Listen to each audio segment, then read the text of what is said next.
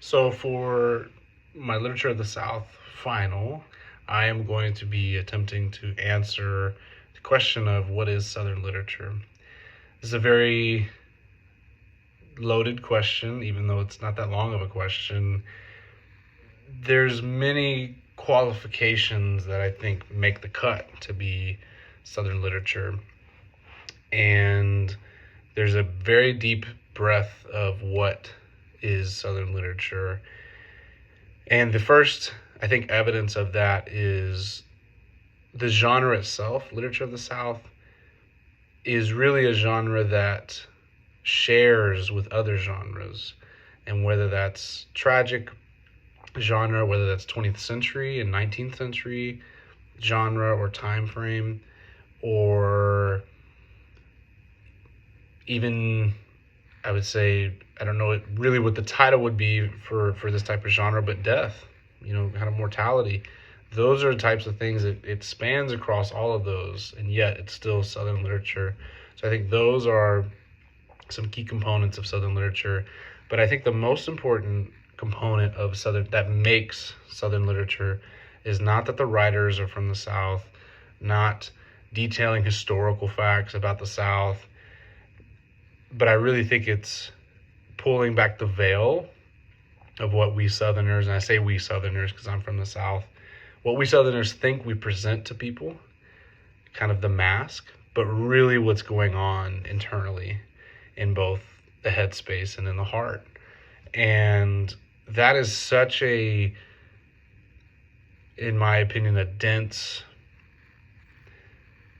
realization to have of what is Southern literature because of all that's happened in the South and how treacherous change is in the South. Anything that is put forth to change, it always is enforced last in the South.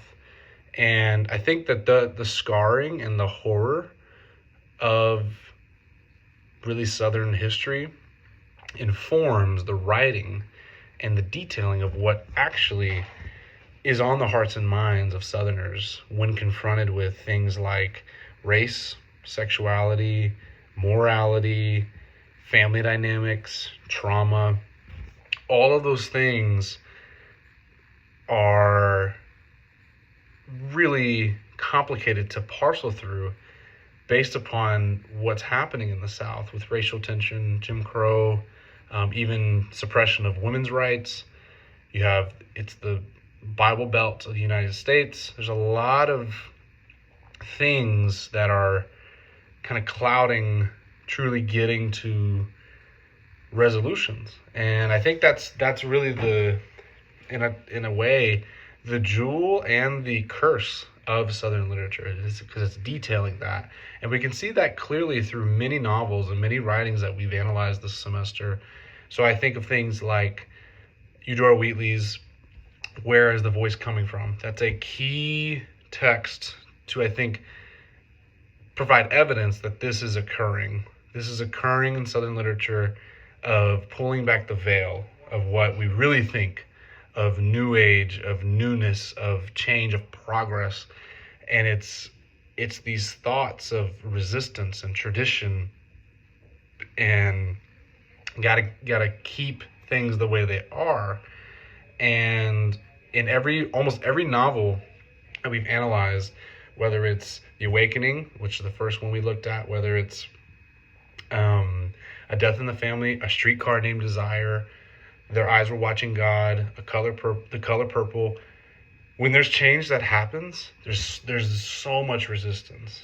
And again, you could say that for other genres, but that's what makes Southern literature, is that it kind of spans multiple genres, but it's always put in the context and put in the light of whatever characters or themes are trying to push change, trying to push, especially in a lot of the writings that we looked at, self-agency and independence. There's always rigidity that comes back to the character or characters and even community of what's happening. And so you see that in Their Eyes Were Watching God. You see that in The Color Purple, of when change is thrown out there, of what we should do or what we can do, Southern literature always has a note of no, this will not be as easy as maybe the North has had it, or maybe even the East Coast, or especially the West Coast. And so I think that is a key component of Southern literature is resistance. And then I think another key component for Southern literature is the characters within each novel that we've looked at. And I think especially of The Awakening and Their Eyes Are Watching God, characters that are trying to find personal agency, but make big mistakes along the way, and or are negligent of things as they're trying to find personal agency, characterizes what we see in Southern literature, which is that no characters in the books we've read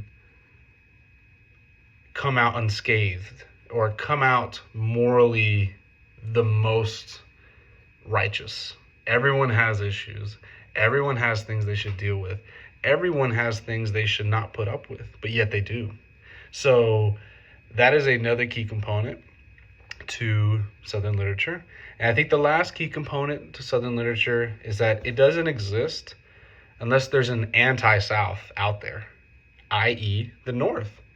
And that has to be put into the context of Southern literature, because I don't think Southern literature even really, it maybe could exist, but it wouldn't be as distinct classified if the North is not there, if the North's not different, if the North was not part of the Union during the Civil War. I think that it becomes literature, or Southern literature becomes homogenized with Northern literature if we don't have that.